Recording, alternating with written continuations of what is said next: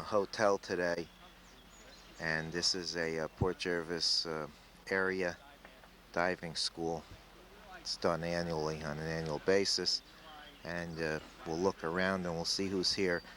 The firemen are learning how to do the various techniques in river rescue, and after the portion that shows the training, we'll also go to a simulated rescue call.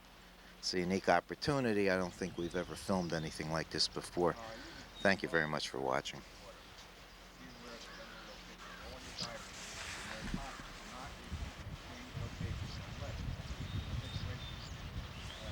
This is one group learning about the boat itself and how to dive, and we'll shoot around and we'll look at some firemen that are learning how to tie proper knots.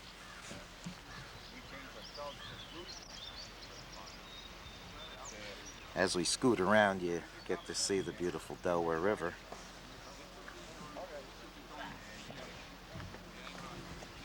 And these guys are learning how to tie knots, and they're being shown by Tim Simmons.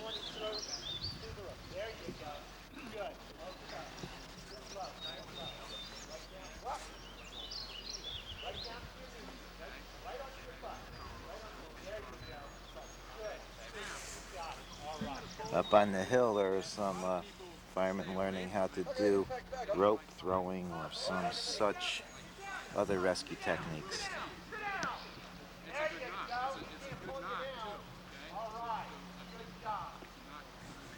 We'll get closer later.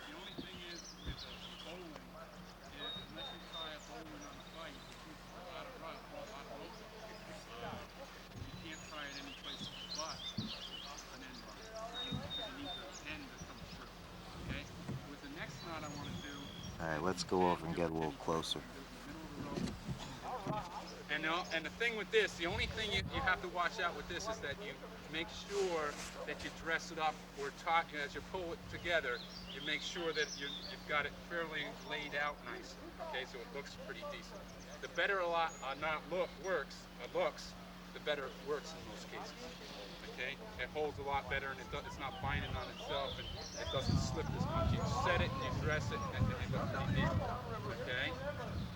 Alright, so you take your bite of rope, you bring it over, you make your top loop, then the top of your rope comes around behind, and it slides up through. You just slowly set it, okay, dress it as you're going, okay, set your knots. No, you don't need to. You don't really need to with this. You can if you want to, whichever your tail would be, you can throw a hitch on there, but you really don't need to because this whole loop would have to go through there in order for it to come out. Okay?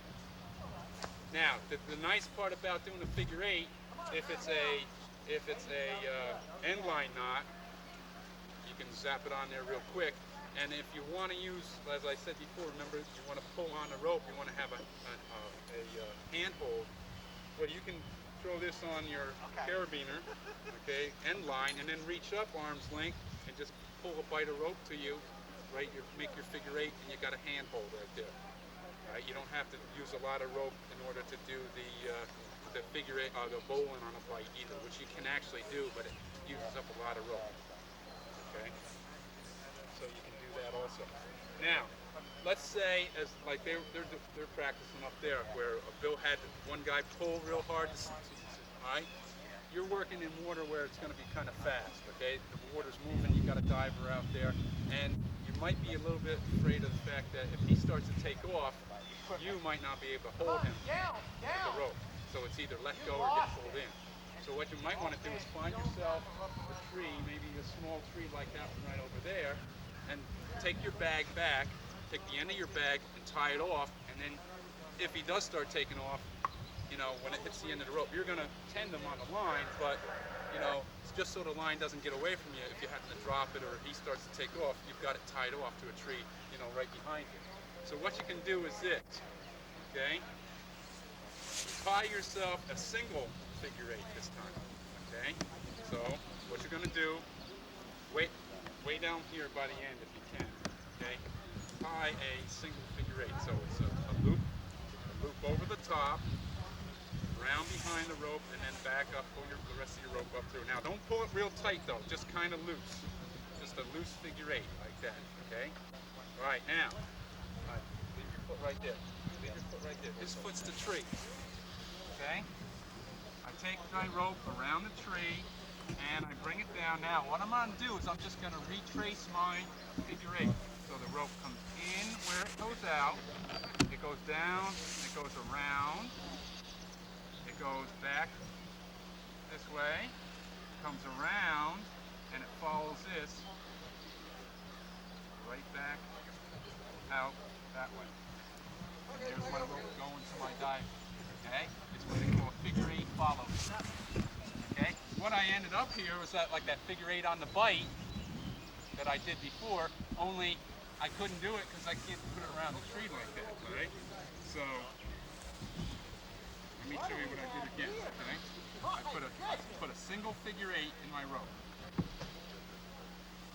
Okay? Now here's my diver out here. This is the rest of my rope running out there, okay? Here's the end of my rope. Okay, I don't tighten this up too much because I want to follow through it. I go around the tree. Okay.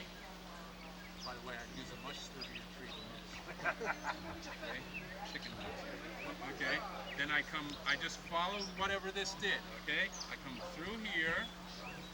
This went around this part, so I follow it. I just keep following this rope. Back through here. Around here, and it ends up coming out through here. Okay? And all I do is I snug it up, I dress it up, set my knot, and I'll move the shit. Okay? So what I would suggest you do is each take a turn using somebody's arm or their leg to try it out. Okay? For what?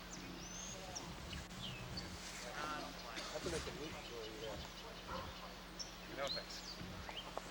Forego the pleasure of that. Okay.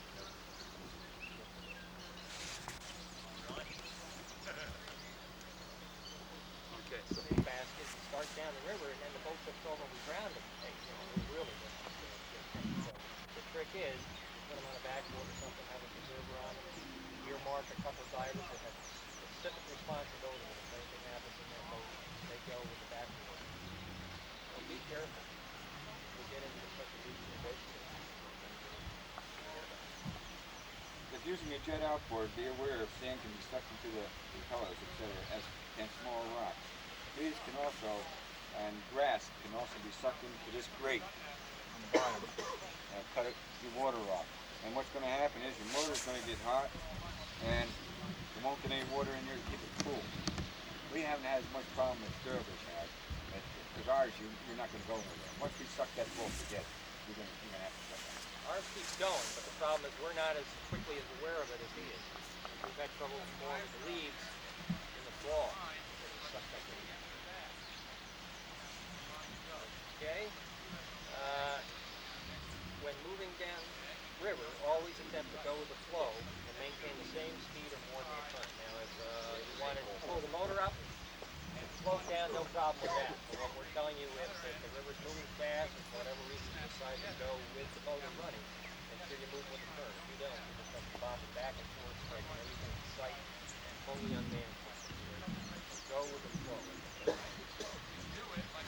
In emergency situations, be aware of basic hand signals so you can communicate with other boat operators. We've had times that radios went out on boats, and sometimes we didn't take a radio even. And then all you can do is start hollering and pointing. That's about how you talk to them. Other than that, it's pretty tough at times.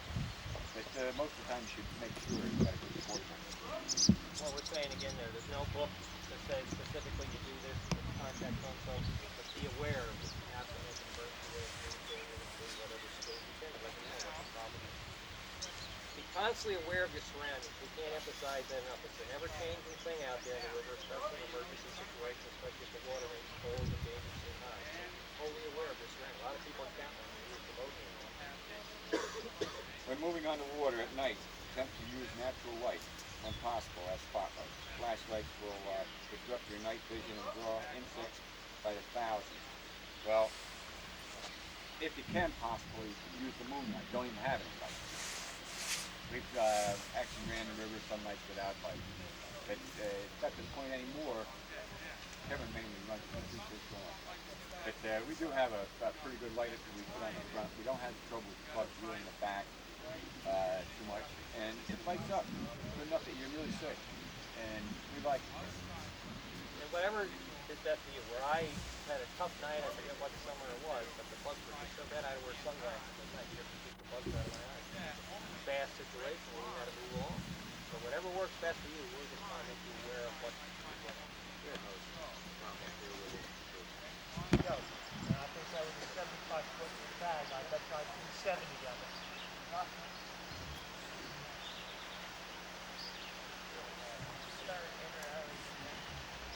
Okay. Nope, I'm talking you line. I threw 75 feet? Okay. What you do, start with the knot facing. Okay? Now then, coil away from you. Forward. Notice I am not looping the rope like this. That is not what I'm doing. What I am doing. 1 minute away from me. Forward. Away from me. Forward. All done. Here's what I have. Not taking it. You'll hold on to that. Both hands. Not doing it. Look at the difference here. See what I have here? A loop, round loop. I can almost guarantee you if you're trying to throw a round loop, it's going to come up with a mess. I've shown you, I think, that by using butterfly coils, you're not going to come up with a mess. Start out right. See what you're starting with? The looping is put the knot towards you, like that. Now, first one, towards that knot, just like that. Second one, like that. And the third one, in like that. There you go.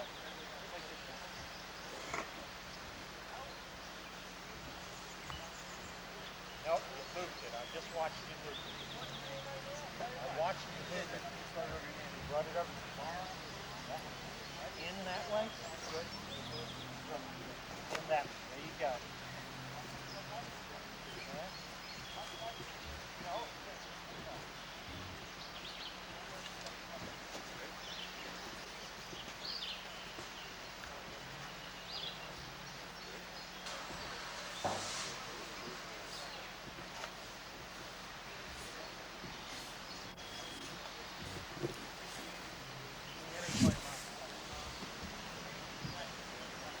All right, how's everyone doing over here with the butterfly coils?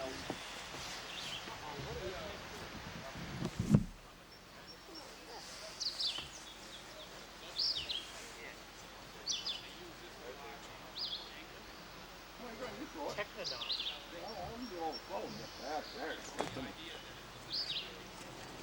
Oops. Behind the camera here. Whoops. What you doing? Palm in, back to your hands. Palm in, back to your hands. Palm. All done. What's this for? Nice and flat. This rope throw. Rope throw. Not time. Not time. Hot dog eating. Yeah, hot dog eating. You see, you got here in time for hot dog eating anyway. Well, I didn't know about it. I didn't know, but I'm glad I did. This is rope throwing. So there's a representative of the National Park Service here demonstrating the proper way to throw the rope to the victim. Obviously, it's a lot different than the attempts that I make. I'm going down for the third time. Let that die. I don't know. What are you doing wrong? Yeah, right.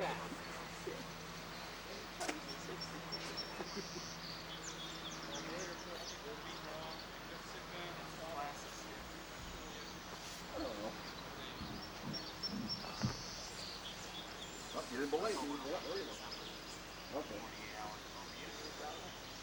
Does the victim always have a rope to throw back to you or what? Nah, sometimes you let go of it. Hey, throw the rope back so I can throw it back out. Play rope catch while you're waiting for the boat to come. There you go. You done that? You did good enough? Yeah.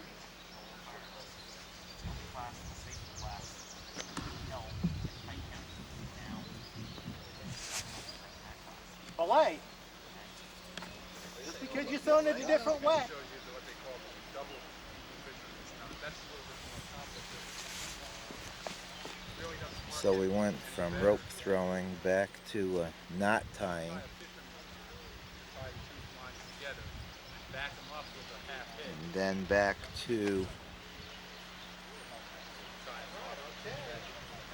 I guess we would title this Boat Rules.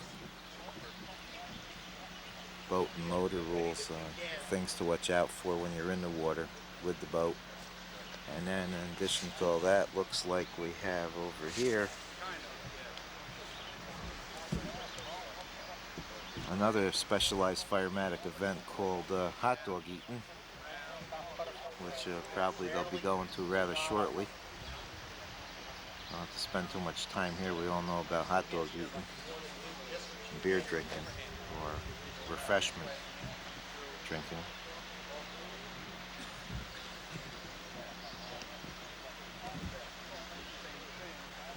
And it's a rather nice day today. Not many boats in the river, although the water's probably rather cold.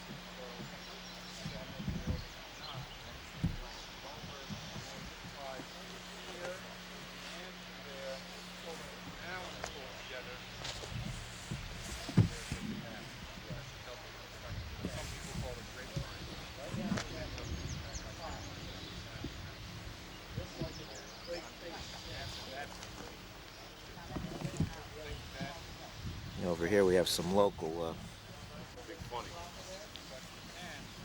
people as an audience. You always have to have an audience when you have these events. And then behind them is some more activity, some more rope throwing.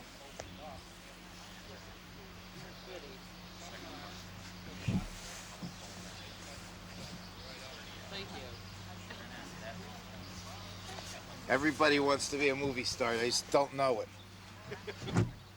And up here we have some people that are staying, obviously, at the Eddy Farm. And back around to Okay, if you the get your bags National repacked, Park we'll go to the Service very guy. last progression, basically where y'all came in on, mate. Just about. We got one more thing to go through. Gotta keep calm here. Got a slower group than you had before. Ah, it's a good group. We're the intermediates. Y'all are doing just fine.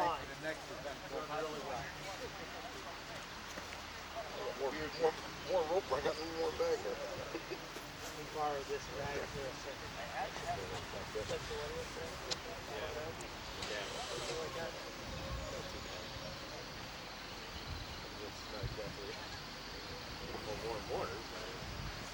Okay.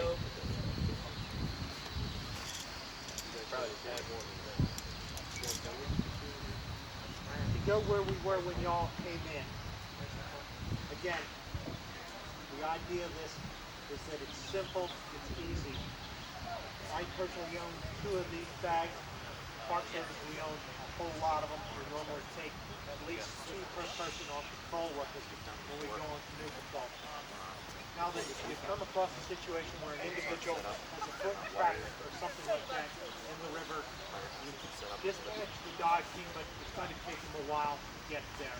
Just the nature of the beast. They're not there instantaneously. But you're well prepared. You have your life jacket, a couple throw bags, some carabiners, and extra help is en route. They're going to get there within moments before the dive team does. So you manage to get another person on the opposite shore by some means, or somehow you're able to have someone else control a bag. So you get one going across the river. Put your carabiner in it. Now your other carabiner. Most places on the river, we have no loss for stones. We have loads of them. load up both bags with stones. I mean full of stones, as many as you can get. And then you start working this bag up towards, not right away, when I use it, up towards the individual with the foot trapping, or somehow out in the river and can't get out. Now you bring it here. Now, with enough people, probably pull its feet out. If not, back and forth, get it up. At least now maybe pulling get them out. Okay. Last thing that can be done, I hear you telling me, well, I'm concerned that I'm going to lose this person. Well, I hope you don't. But I have one way that I'm almost certain that you can keep hold of him, and you're still only using the technology that you have available to you right here. And I need 2 more volunteers just to hold ropes.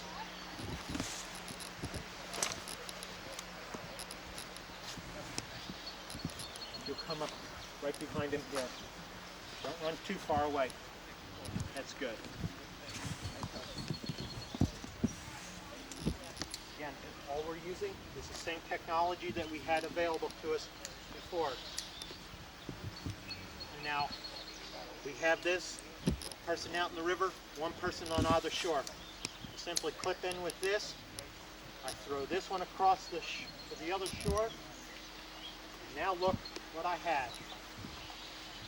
I bet you that he can't possibly get out of this, no matter how hard he tries, as long as everyone holds the right amount of tension. You've got this person really pretty well trapped here. And by letting go on that rope there, not completely letting go, but I mean panning out line, and if we pull together, we can pop. No, we lost them. Well, the idea was you were supposed to pan out line to me. That's okay. All right, then. Sorry about that.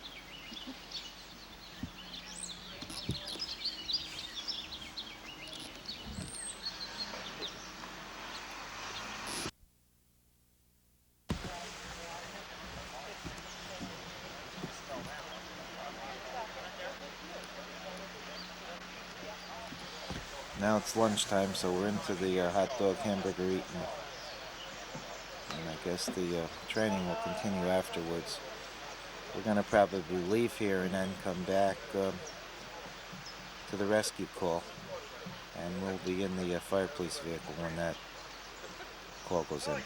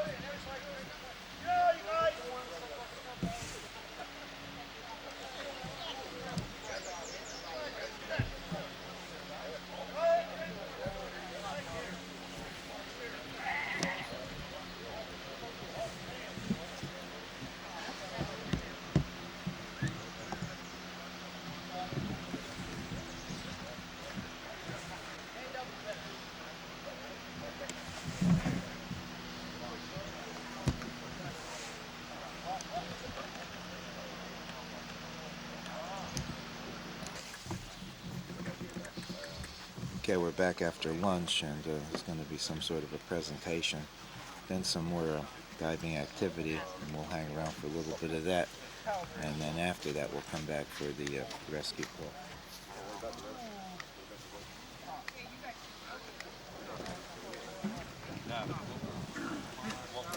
Not really. I didn't mean it that way. It's just a plan. Sign it up there because I know what. Yeah, they're gonna want ours the same way. What we're trying to do is.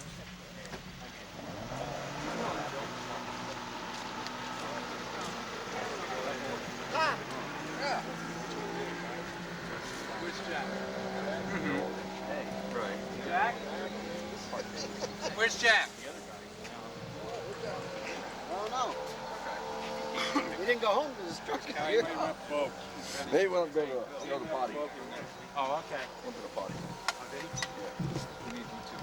Yeah, with Freddie and Bill. I don't know.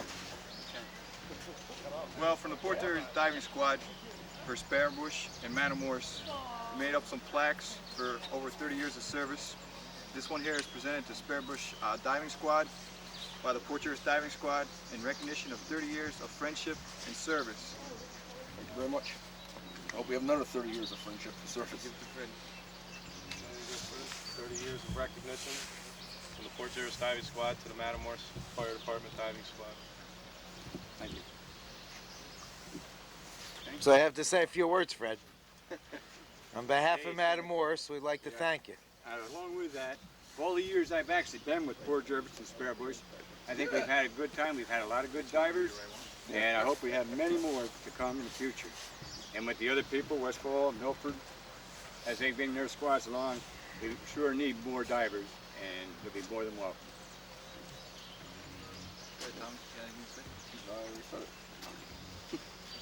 Okay. Thank you. Very good. Hang that on your wall and. Yeah.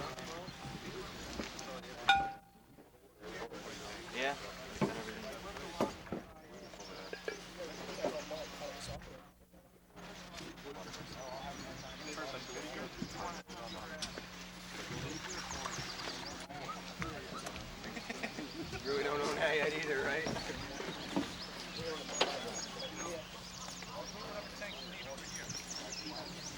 Take whatever tank you need.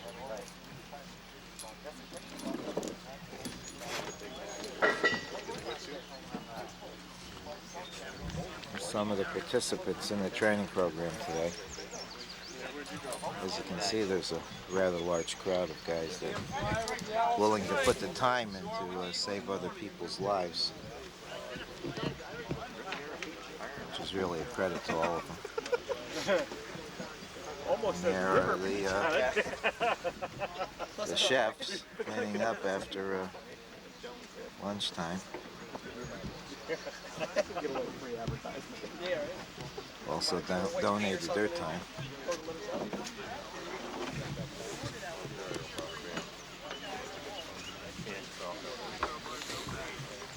So you're gonna have your alarm actually put in. It's nice if you got a park here.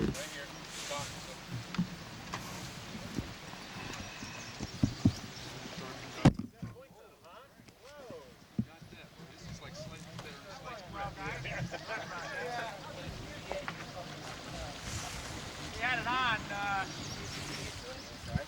Okay. I don't want channel you guys on. Chris, turn it on channel 3. Channel 7, Eyewitness News. You missed them. They were here. Yeah. Channel 8. Talked to the two worst divers we had, so they got tired and left. Channel 8. What do you mean Channel 7? We're on channel 1. You need one of these? Yeah. Take yourself a clipboard, one of these papers, pencil. Dennis, if you go in, you got your hat on and your glasses. You really got it licked then. You gonna work in this group? Number 2. Okay. Where we work. There you go. Pencil. You gonna help Bill? Okay, do a search pattern? Yeah? Go over there, would you? Yes, sir. Please. Hurry up. Thank you. Sometime today, please. Okay, now basically what we're going to do here is we're going to spread out along this shore. Alright? And from, like, let's say from these two rocks that are right next to each other, right along probably, let's say 10-15 feet apart. Okay? Right on down to that other rock down here. And we're just going to draw, in the, where it says site profile, you're going to try to draw roughly this edge of the shoreline and the opposite shoreline. Okay, it doesn't really matter. You don't have to be a great artist. You don't have to draw at the scale and everything. But whatever you do, try to, if you say it's 10 feet from myself to that large rock that he's sitting on, then try to keep that same 10 foot, you know, when you reference when you make your drawing. Right? Now, you want to put in as many objects as you can, but don't put this boat trailer in your drawing, because if we were to do a search here today and it got dark and we couldn't find whatever we were searching for, that's not going to be there tomorrow. That might be in a different spot. So you only put permanent objects in here. So that large rock is fine. All right, bushes, pieces of trees and things like that, logs that are on the ground, they're most generally going to be there tomorrow when we come back. So you want to put those in your drawing. Same thing with the opposite shoreline. Put things in your drawing that are going to be there tomorrow. All right, don't put somebody's canoe if they're over there parked at where they're going to jump off the rocks. Don't draw somebody's canoe in there, because it might not be there when we come back tomorrow. Probably won't be. Okay. Also, try to leave a little bit of space behind you so